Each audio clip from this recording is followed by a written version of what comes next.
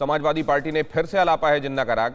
आजादी की लड़ाई में प्रथम पंक्ति के नेता थे जिन्ना, कहा है राम गोविंद चौधरी ने।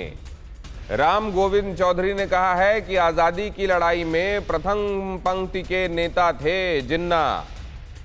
और राम गोविंद चौधरी ने यह भी कहा है कि जितना योगदान नेहरू और पटेल का था उतना ही जिन्ना का भी है। टीवी 9 भारतवर्ष से खास बातचीत में राम गोविंद चौधरी का यह बड़ा बयान। यूपी विधानसभा में नेता प्रतिपक्ष है राम गोविंद चौधरी। सुनिए क्या कहा है, कैसे कहा है, और फिर अंदाजा लगाइए क्यों कहा है। नेता राम गोविंद चौधरी जी हमारे साथ हैं, उनसे बात करते हैं। आपसे मेरा पहला सवाल ये है कि एक मुद्दा जो बीजेपी की ओर से लगातार उछाला जा रहा है वो मुद्दा है जिन्ना का, और वो ये कह रहे हैं कि आपकी पार्टी जिन्ना का नाम लेती है। तो नाम लेने से क्या हो जाता है? जिन्ना का नाम तो आडवाणी लिए। आडवाणी जो वहाँ गए, चादर चढ़ाए उनके मजार पर, तो आडवाणी का नाम मोदी लेते हैं कि नहीं लेते? मुख्यमंत्री जी लेते हैं कि नहीं लेते? पर उनका पूछना है कि जिन्ना का क्या योगदान है फ्रीडम स्ट्रगल में, जिन्ना का क्या योगदान है? जिन्ना आज़ादी की लड़ाई में भाग लिए और प्रथम पंक्ति के नेताओं में थे जो लड़ाई लड़ रहे थे। गांधी जी आज़ादी की लड़ाई जो लड़ रहे थे। आज़ादी की लड़ाई के गांधी जी के बाद जवाहरलाल नेहरू, सरदार पटेल, जिन्ना, ये जो पहला शिक्षा मंत्री हुए थे अब्दुल कलाम आज़ाद, ये सारे लोग लड़ाई लड़ रहे थे।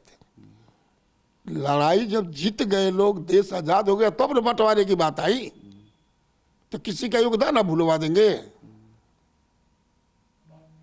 तो मतलब देश जो आज़ाद हुआ 15 अगस्त 1947 को, उसमें आपका कहना है कि जितना योगदान नेहरू जी और पटेल जी का है उतना योगदान जिन्ना का भी? जिन्ना का भी था, उसमें कोई संदेह नहीं। उसमें कोई संदेह नहीं। हम बंटवारे के वो दोषी हैं।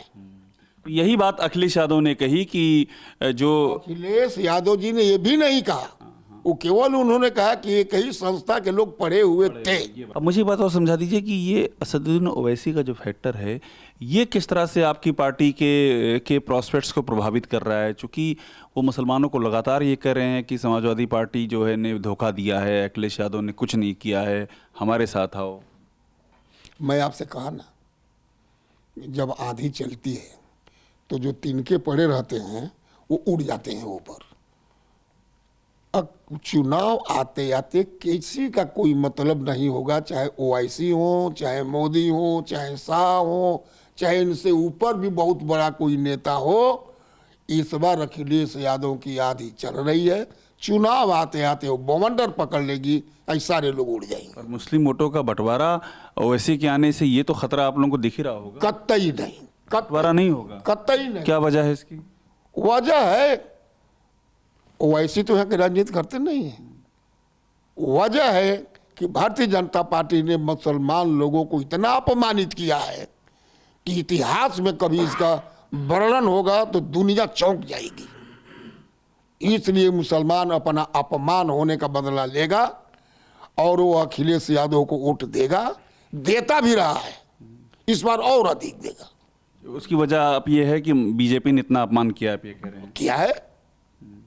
बीजेपी का तो मुसलमान आधारित राजनीति है। पर योगी जी तो दावा करते हैं कि हमने कानून व्यवस्था बहुत ठीक कर दी है और हमने जो है मुख्तार पे कार्रवाई की, हमने अतीक पे कार्रवाई की। ये लगातार उनकी ओर से दावे किए जाते हैं। योगी जी के आने के 10-15 बरस से मुख्तार जेल में है, अतीक भी जेल में है। हमने भी विधानसभा में कहा कि माननीय मुख्यमंत्री जी, आप कह रहे हैं बार बार कि अपराधी को इनकाउंटर में मार दिया गया, जो बचे वो जेल में आ गए, और उसके बाद जो बचे वो प्रदेश छोड़ के भाग गए। तो ये रोज डकैती, कत्ल, छिनैती, बलात्कार, लूट हो रही है, ये कर कौन रहा है? इसका मतलब ये भारतीय जनता पार्टी के लोग कर रहे हैं। जब अपराध मुक्त है तो ये क्राइम हो कैसे रहे? अभी तो बुद्धिजीवी वर्ग के हैं। कितना सीटों का, आखिर में कितनी सीटों की आपको उम्मीद है समाजवादी पार्टी जीतेगी? जितना माननीय अध्यक्ष जी कहे हैं उतना। 400 के ऊपर? अध्यक्ष जी की बात कभी झूठ नहीं हो सकती। आज तक तो इतिहास में ऐसा कभी नहीं हुआ है। इतिहास बनता है, इस बार बन जाएगा। बन जाएगा। शुक्रिया। राम गोविंद चौधरी जी हैं, पूरी इनको उम्मीद है कि समाजवादी पार्टी एक बहुत बड़ी जीत की ओर बढ़ रही है और इस बात पर इन्होंने जोर दिया है कि बीजेपी बंटवारे की राजनीति कर रही है और हिंदू मुस्लिम की, और इस राजनीति की तुलना में इन्होंने अखिलेश यादव के दौरान किए गए विकास कार्यों की फेहरिस्त गिनाई है और योगी आदित्यनाथ से उस बाबत सवाल पूछा है। कैमरामैन मुनीश भल्ला के साथ अभिषेक उपाध्याय, TV9 भारतवर्ष, लखनऊ। हमारे संवाददाता अभिषेक उपाध्याय, जिन्होंने दिल में जो कुछ था वो जुबान पर लाकर छोड़ा और अब आपके सामने है, हमारे साथ अभिषेक जुड़ रहे हैं, उनके पास हम चल सकते हैं। अभिषेक, ये जिन्ना जो जहन में है, क्या इसलिए क्योंकि चुनाव सहन में है? देखिए दिनेश, ये एक बात एकदम क्लियर है कि समाजवादी पार्टी ने ये जो अखिलेश यादव ने बात कही थी, उस बात को समाजवादी पार्टी आगे बढ़ा रही है और क्लियर ये है कि ये कोई स्लिप ऑफ टंग नहीं है, ये उनका मानना है और इस बात को पूरी मजबूती के साथ कह रहे हैं कि मोहम्मद अली जिन्ना का देश की आज़ादी में अहम योगदान था। और बड़ी बात ये है कि उनको नेहरू और पटेल के समकक्ष रख रहे हैं। तो ये एक आप ये कह सकते हैं कि यूपी चुनाव में एक बड़ा मुद्दा बनने जा रहा है। बात मुझे बताइए इस मुद्दे का असर क्या होगा, ये तो अभी इलेक्शन का तक का हमें वेट करना पड़ेगा। ओवैसी भी मिले थे और अखिलेश भी मिले थे हमको हमारे कॉन्क्लेव में। अखिलेश से ये सवाल पूछा गया था कि MY आपके लिए जो पहले होता था इस बार बदल रहा है, आप कह रहे हैं वो महिला है और यूथ है, तो क्या पहले वाली बातों का इवोल्यूशन हुआ है, आप उसको चेंज कर रहे हैं? उन्होंने कहा हाँ ऐसा है कि चेंज होता है और ये हमारी बदली हुई सोच है। इसका मतलब क्या उनको अब ये लगने लगा है कि मुसलमान छिटक सकते हैं, उनको साथ लाना है, इसलिए जिन्ना की बात कहते जाना है?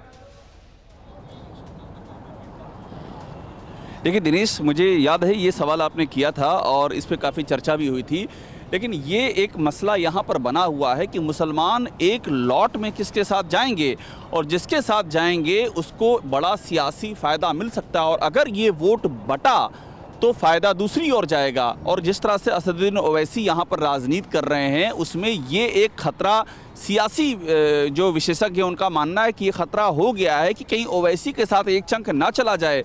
अगर ऐसा चला गया तो समीकरण बिगड़ जाएंगे। तो इसमें दो राय नहीं है कि मुसलमान वोटों को एकजुट रखना ये एक बड़ी चुनौती है और इस चुनौती का सामना सपा भी कर रही है और इसका सामना असदुद्दीन ओवैसी भी कर रहे हैं। और अड़ी सोमवार से शुक्रवार शाम 6 बजे सिर्फ TV9 भारतवर्ष पर।